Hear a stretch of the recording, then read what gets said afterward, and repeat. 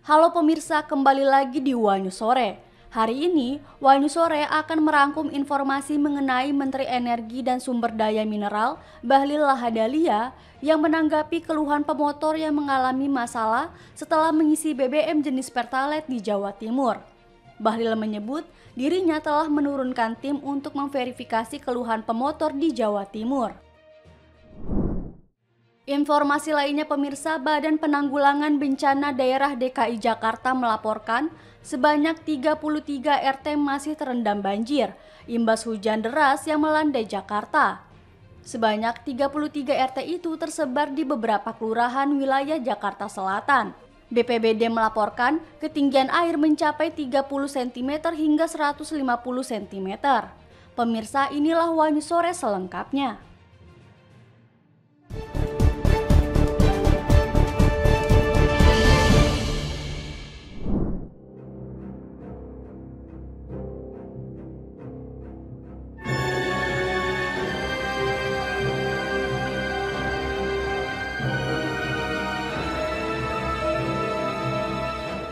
Badan Penanggulangan Bencana Daerah atau BPBD DKI Jakarta melaporkan sebanyak 33 RT masih terendam banjir imbas hujan deras pada Jumat 31 Oktober 2025 pagi.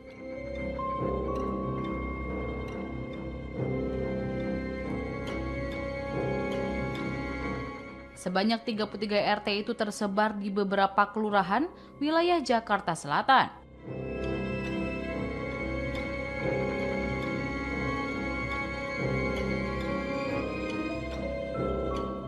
BPBD melaporkan ketinggian air mencapai 30 cm hingga 150 cm.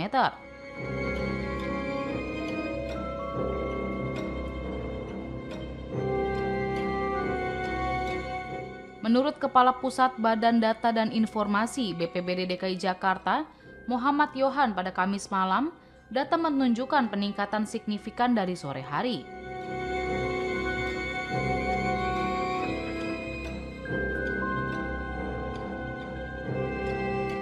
Sebelumnya, pada Kamis sore BPBD mencatat hanya 29 RT yang terendam di kedua wilayah tersebut, menandakan perluasan area terdampak yang cukup cepat.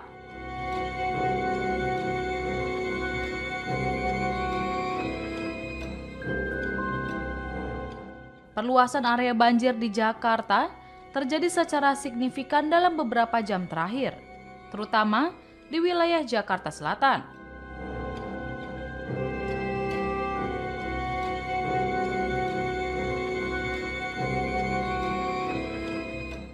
Data kemarin malam menunjukkan bahwa 53 RT di Jakarta Selatan dan 1 RT di Jakarta Timur terdampak genangan air, mencerminkan dampak curah hujan tinggi yang terjadi.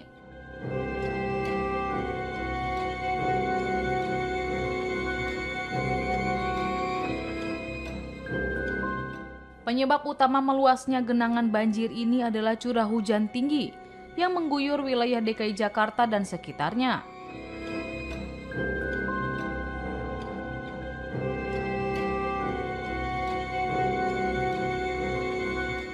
Hujan deras ini juga menyebabkan kenaikan debit air di beberapa pos pantau, memicu luapan sungai dan kali di sejumlah titik.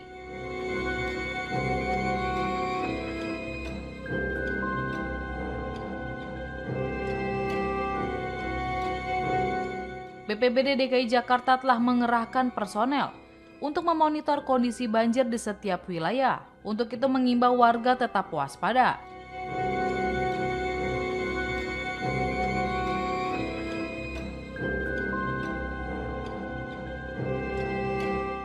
Berikut daftar wilayah terendam banjir per Jumat 30 Oktober 2025 pukul 10 pagi waktu Indonesia Barat.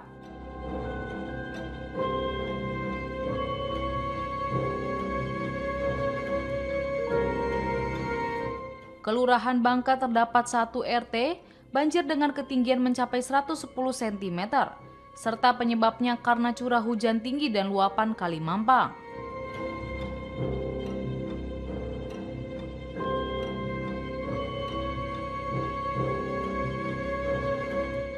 Kelurahan Pela Mampang terdapat 10 RT yang terendam banjir dengan ketinggian 30-50 cm, serta penyebabnya karena curah hujan yang tinggi.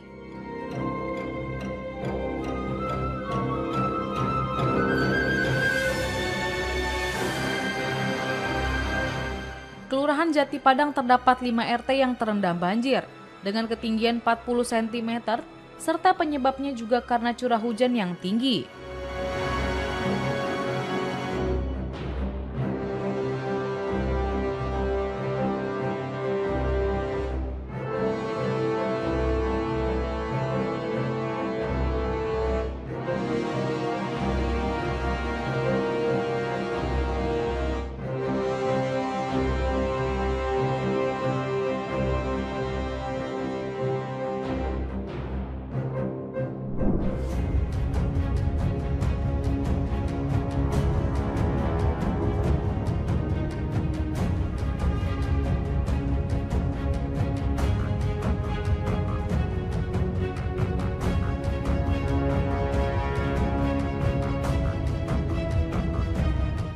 Presiden Prabowo Subianto tiba di Busan, Korea Selatan untuk menghadiri konferensi tingkat tinggi Asia Pacific Economic Cooperation atau APEC 2025 di Gyeongju pada 31 Oktober hingga 1 November 2025. Kedatangan Prabowo disambut oleh Menteri Program Akuisisi Pertahanan Korsel Maijen Purnawirawan Sok Jonggun, Menteri Luar Negeri Sugiono, Wakil Wali Kota Gyeongju Song Hojun, dan lainnya.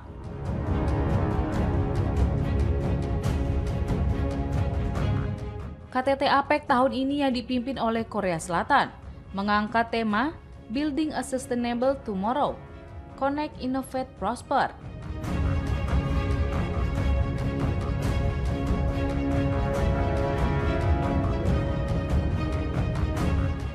Tema tersebut mencerminkan komitmen bersama negara-negara anggota APEC untuk mewujudkan masa depan yang lebih baik bagi generasi mendatang.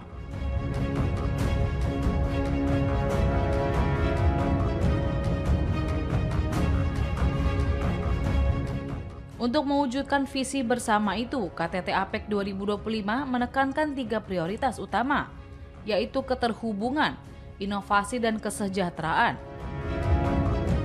Oleh karena itu, pembahasan dalam pertemuan tingkat tinggi nantinya difokuskan kepada keterhubungan perdagangan dan investasi, hubungan antar warga, transisi digital, dan ekonomi berkelanjutan.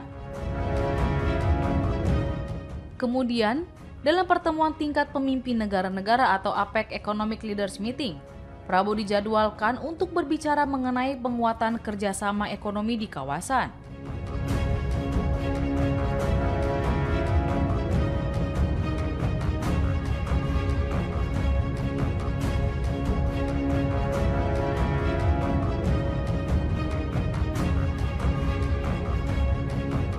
Sekretariat Presiden dalam siaran resminya menjelaskan, kehadiran Prabowo dalam acara tersebut memiliki tujuan-tujuan yang strategis.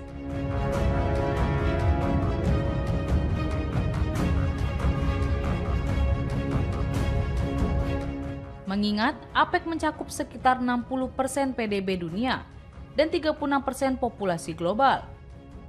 Prabowo bertolak dari Jakarta menuju Korea Selatan pada Kamis siang, yang didampingi oleh Sekretaris Kabinet Teddy Indrawijaya. Partisipasi aktif Indonesia di APEC menjadi kesempatan untuk berkontribusi dalam membangun masa depan kawasan yang berkelanjutan dan berimbang. Indonesia juga memiliki peran dalam menjembatani kepentingan antar anggota, serta memastikan hasil kerjasama APEC berdampak langsung bagi masyarakat, pelaku usaha, dan dunia kerja.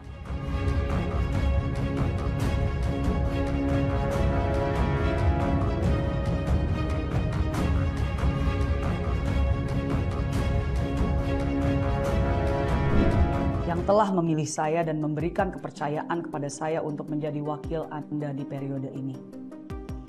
Saya mohon maaf jika saya telah mengecewakan Anda selama saya mengemban tugas ini. Dengan sisa dana yang masih ada di rekening khusus untuk dapil, saya akan terus memberikan bantuan alat kesehatan, Ketua Harian DPP Partai Gerindra, Sufmi Dasko Ahmad mengatakan pengunduran diri Rahayu Saraswati Joyo Hadikusumo dari DPR tidak memenuhi syarat.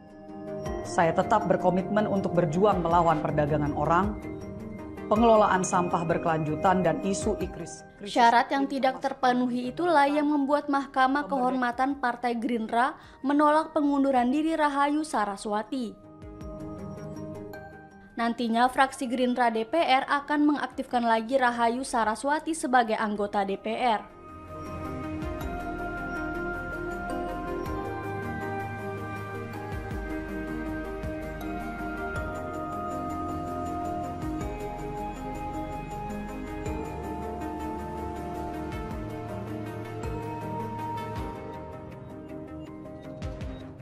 Mahkamah Kehormatan Partai Gerindra dan Mahkamah Kehormatan Dewan atau MKD tidak menerima laporan pelanggaran etik dari Rahayu Saraswati. Selain itu, Mahkamah menilai tuduhan Rahayu Saraswati merendahkan kelompok tertentu juga tidak terbukti.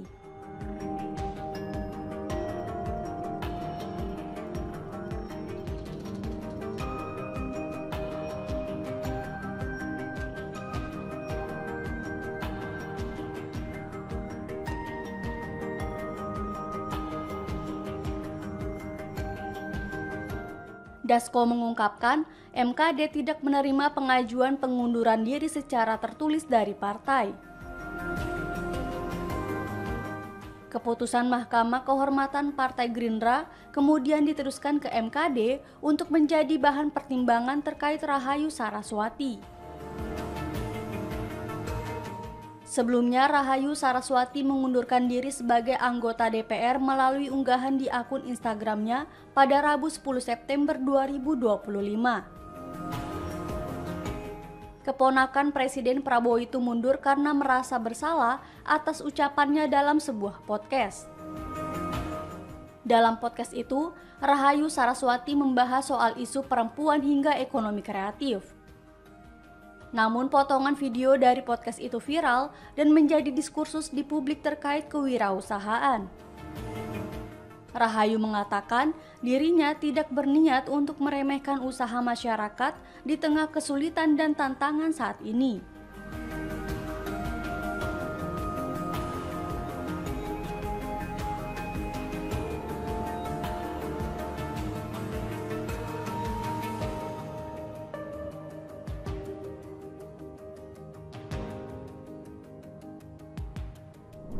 중국 국가주석입니다.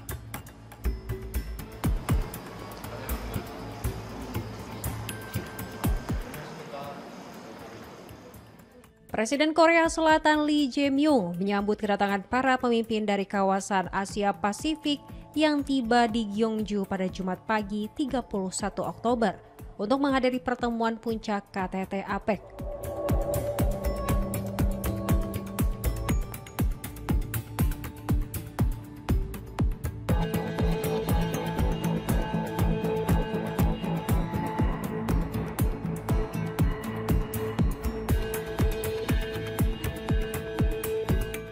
Presiden Republik Indonesia Prabowo Subianto menjadi salah satu pemimpin yang hadir dalam forum tersebut.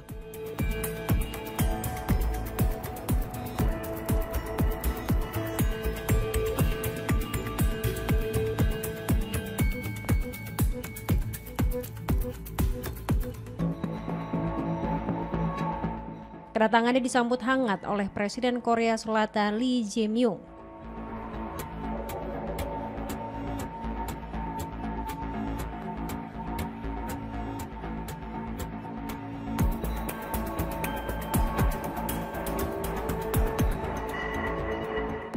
Keduanya kemudian berfoto bersama sebagai simbol persahabatan dan kemitraan erat antara Indonesia dan Republik Korea.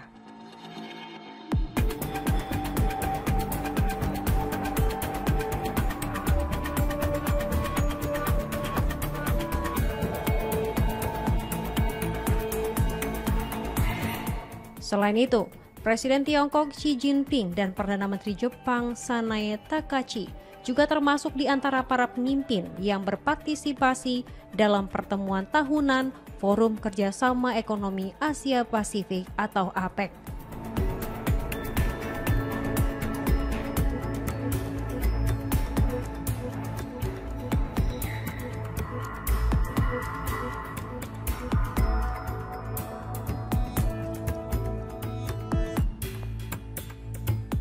Forum ini diikuti oleh 21 ekonomi anggota dan bersifat tidak mengikat.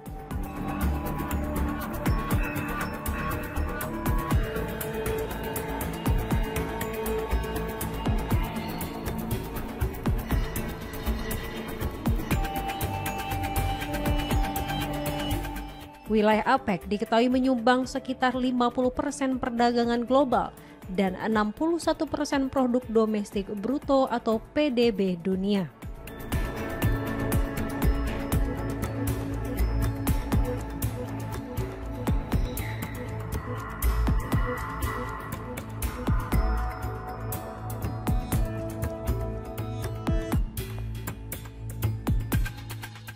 Pertemuan tahun ini digelar tak lama setelah pertemuan tingkat tinggi antara Presiden Tiongkok Xi Jinping dan Presiden Amerika Serikat Donald Trump yang membahas upaya mencapai gencatan senjata dalam perang dagang antara kedua negara.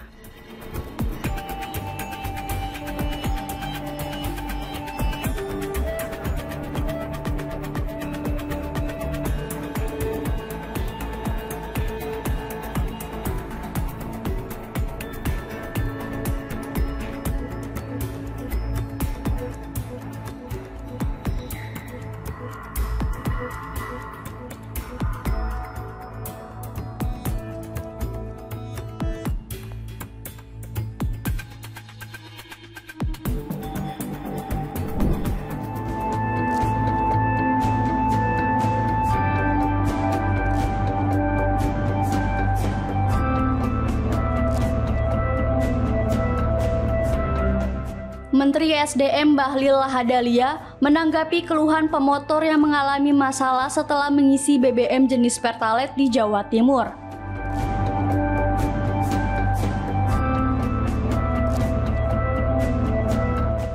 Bahlil mengatakan dirinya telah menurunkan tim untuk memverifikasi keluhan pemotor di Jawa Timur.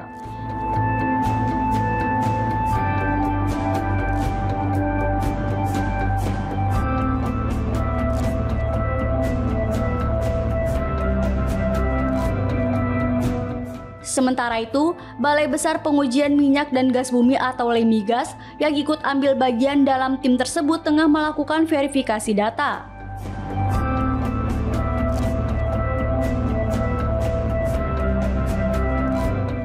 Bahlil sendiri turun langsung untuk mengecek kualitas BBM yang ada di SPBU Asrikaton Malang.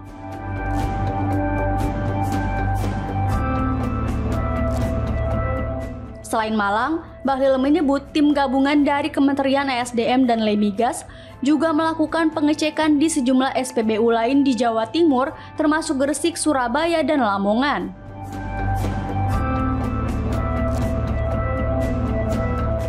Pemeriksaan dilakukan sebagai respon atas laporan masyarakat yang menduga BBM tercampur air.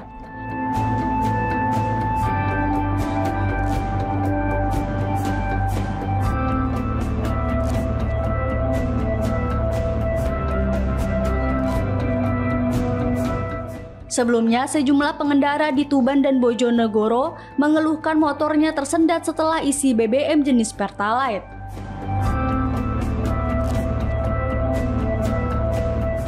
Fenomena tersebut kemudian merambat ke Lamongan, Gresik, Surabaya, Sidoarjo, dan Malang. Warga menduga kejadian itu disebabkan dari bahan bakar yang mereka beli.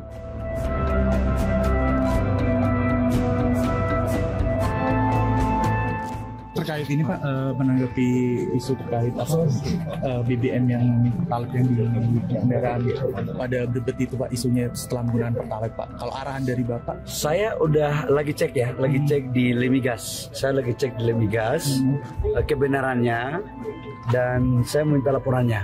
Saya sudah turunkan timnya. Nanti mungkin sore saya balik sudah bisa dapat laporan. Oke.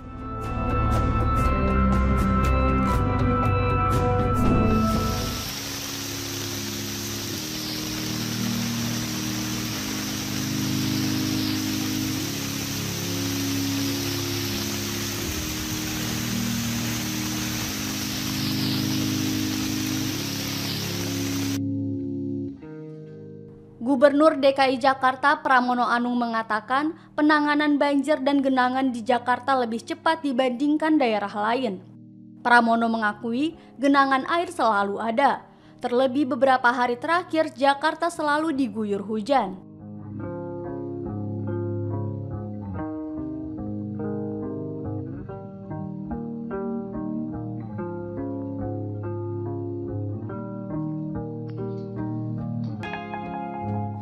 Meski begitu, ia telah meminta Dinas Sumber Daya Air agar menyiagakan seluruh pompa yang dimiliki Provinsi Jakarta untuk mengantisipasi banjir. Dengan begitu, genangan air di Jakarta dapat ditangani dengan cepat.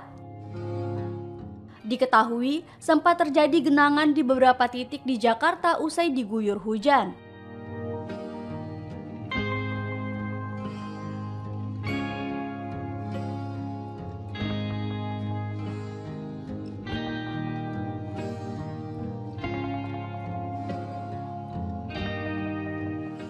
Sebelumnya diberitakan, Pramono Anung mengungkapkan terdapat 3 hal yang mengakibatkan banjir di wilayah Jakarta. Salah satunya mengenai banjir lokal yang diakibatkan karena aliran sungai tidak berjalan dengan baik. Untuk mengantisipasi banjir lokal, Pramono mengatakan saat ini pihaknya tengah melakukan pengerukan sampah di sungai sejak beberapa bulan lalu. Selain itu, pihaknya juga telah menyiagakan pompa stasioner di beberapa tempat rawan banjir untuk mempermudah penyedotan air. Sementara itu, dengan disiapkannya beberapa langkah untuk mengantisipasi terjadinya banjir, Pramono berharap bencana banjir di Jakarta tidak berlangsung lama.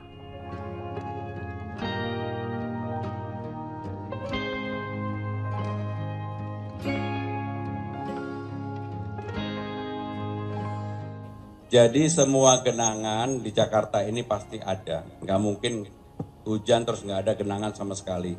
Tetapi Jakarta akan merespon dengan baik dan cepat. Seperti yang saya janjikan berulang kali, kemarin sebelum hujan, semua air saya minta untuk dipompa. Jadi sumber daya air sekarang ini 600 pompa yang kemarin dipersiapkan dan alhamdulillah, kalau mohon maaf bukan apa-apa, kalau dibandingkan dengan daerah-daerah sekitar, Jakarta pasti lebih cepat penanganannya. Dan kemarin relatif cepat penanganannya. Baik, terima kasih. Wassalamualaikum warahmatullahi wabarakatuh.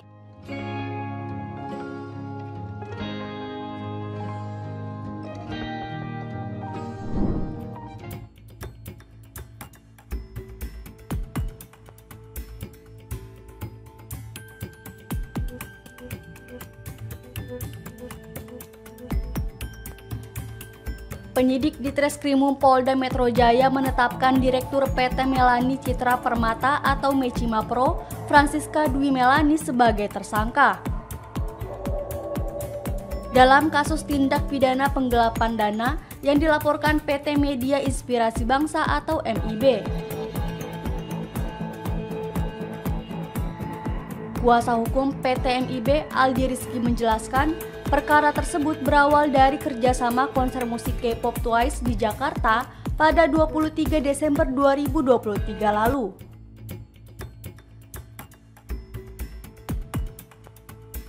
Francisca Dwi Melani dilaporkan dengan dugaan melakukan penipuan serta penggelapan dana yang diberikan oleh PT MIB.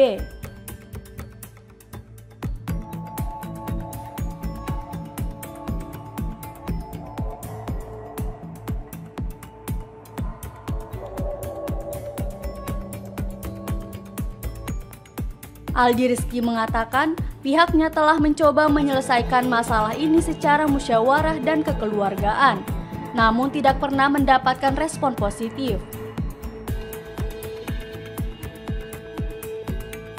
Pihak PT MIB akhirnya mengirimkan surat somasi pengembalian dana dan pembatalan perjanjian pembiayaan.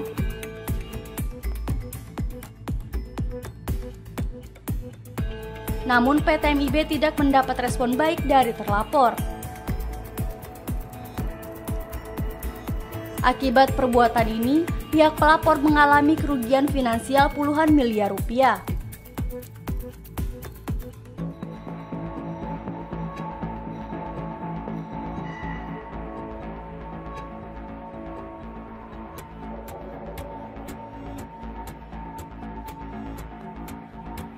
Lantaran komunikasi dan somasi tidak membuahkan hasil, PT MIB kemudian memutuskan untuk melaporkan kejadian tersebut ke pihak kepolisian pada 10 Januari 2025.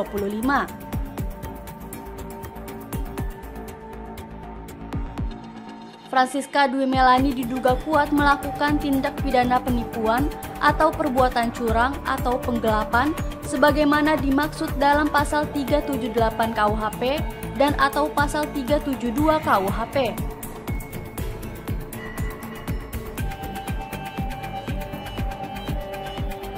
Setelah melalui serangkaian proses penyelidikan pada September 2025, polisi menetapkan Francisca Dwi Melani sebagai tersangka dan kini telah ditahan.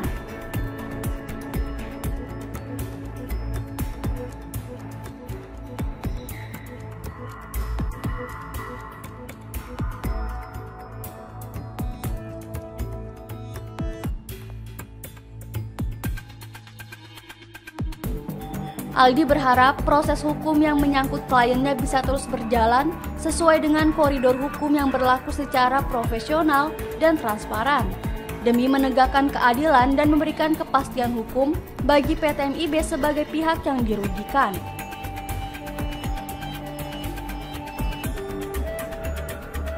Aldi mengimbau agar semua pihak menghormati proses hukum yang sedang berlangsung dan tidak menyebarkan opini yang menyesatkan di ruang publik. Demikian informasi yang dapat kami sampaikan pemirsa, terima kasih telah bergabung bersama kami. Sampai jumpa di One News sore berikutnya setiap hari pukul 7 malam hanya di kanal YouTube TV One News.com.